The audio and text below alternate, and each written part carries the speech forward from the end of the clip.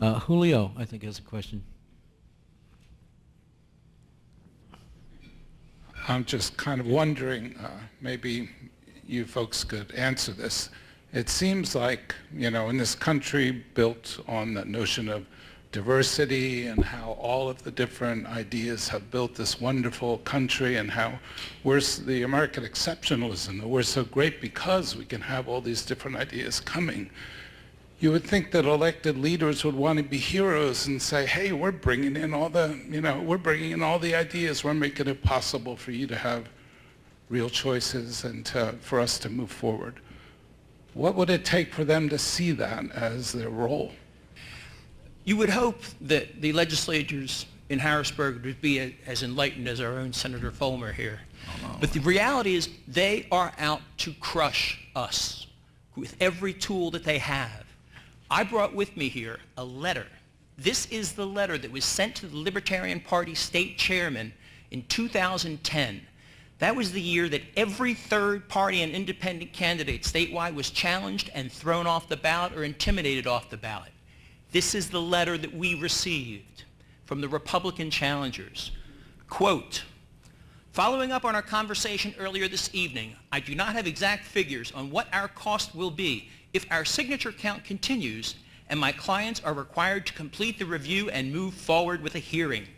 However, a rough estimate would be $92,255 to $106,455, which would include costs such as legal fees, travel and lodging, compensable time for reviewer support staff, process service fees and expenses, hearing preparation, lay and expert witness fees and costs, photocopies, meals, legal research, conference calls, expenses, just to name a few.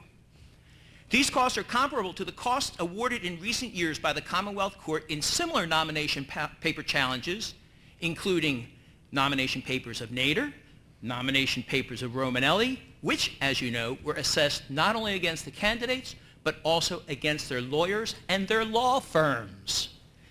Please let me know if you need any further information in order to discuss with your clients an immediate withdrawal of their candidacy for governor, lieutenant governor, and United States senator.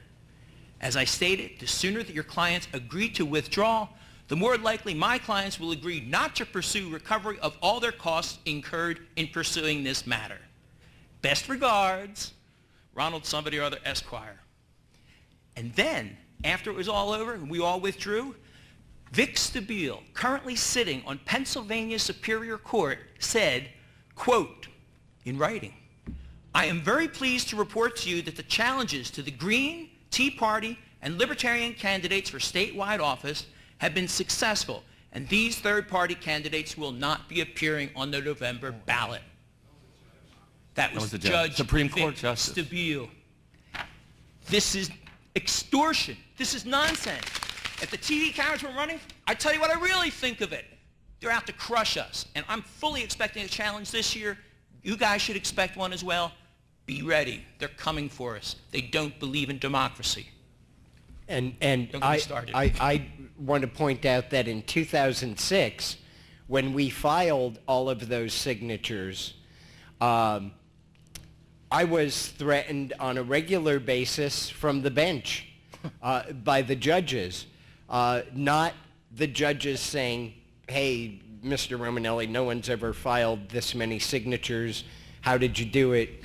Why were so many filed in the last quarter of the petitioning period? No questions like that. It was, do you know that if you lose this challenge, you could be assessed with fees and costs? And as we kept winning aspects of the challenge, the court kept changing the rules.